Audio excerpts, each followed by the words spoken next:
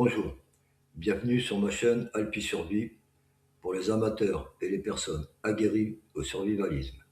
Dans cette vidéo, je vous présente mon arbalète Alligator 80 livres. Eh bien bonjour, maintenant je vous présente l'arbalète Alligator 80 livres qui équivaut de 160 à 200 fps, ce qui fait entre 40 à 55 joules. Alors, techniquement, qu'est-ce qui fait varier une arbalète de 80 livres? En fait, c'est le poids.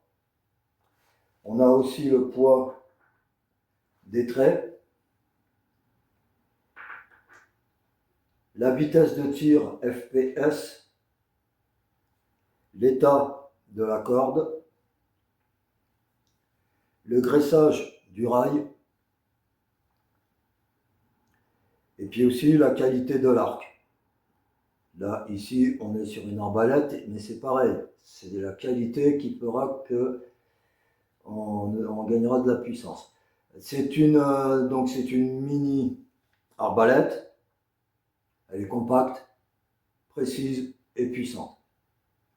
Équipée d'un viseur à point rouge, ici. De l'autre côté, on a le viseur, vous avez compris, il est réglable. Sur le côté vissage, c'est pour aller en latéral. On avance ou on recule, c'est pour régler la hauteur qu'on a par rapport à ici.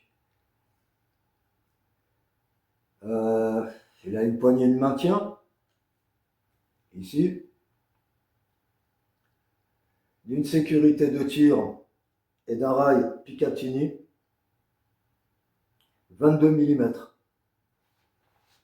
Rail Picatinny, 22 mm. Pareil en dessous pour maintenir la poignée.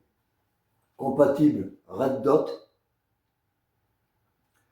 Et donc maintenant, peut-être qu'on finira un petit peu les détails tout à l'heure, je vais vous parler de mon kit. Le contenu de mon kit. Alors, à la base, il n'était pas complet comme celui-là. Peut-être en m'approchant un peu. Voilà. Peut-être comme ça. Il n'était pas complet comme ça. Donc, il y a 3 traits avec pointe métallique vissable.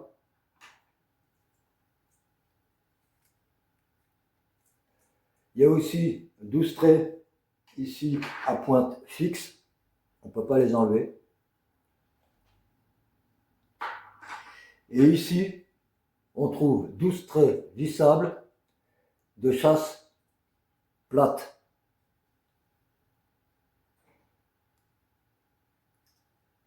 Après, on a un tube de graisse pour la corde et un tube de graisse pour le rail. Il y a 2 cordes, celle que j'ai sur l'arc et ici, et une corde d'aide au montage. 2 embouts renforcés qui sont déjà là-dessus, que j'ai remplacés. 2 embouts d'origine. Ceux-là, ce sont les origines. Ceux-là, c'est ceux que j'ai remplacés. Un tournevis cruciforme pour l'outillage. 3 clés BTR 6 pans pour le montage et démontage.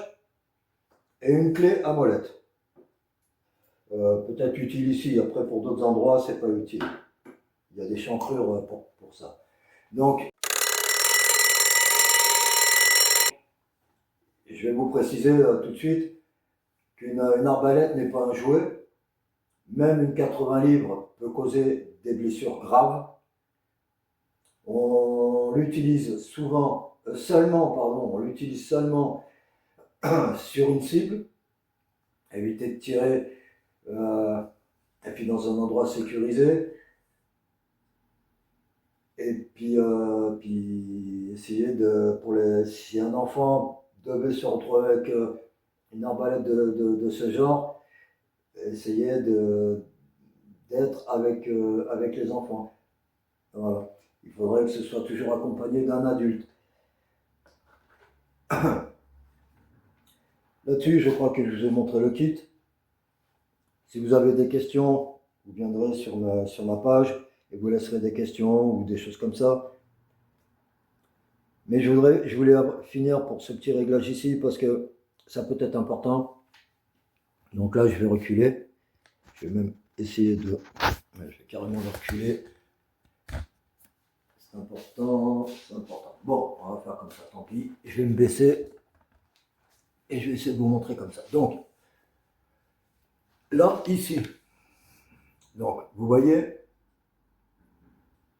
il y a une trace. Et ici, vous voyez, il y a un point rouge.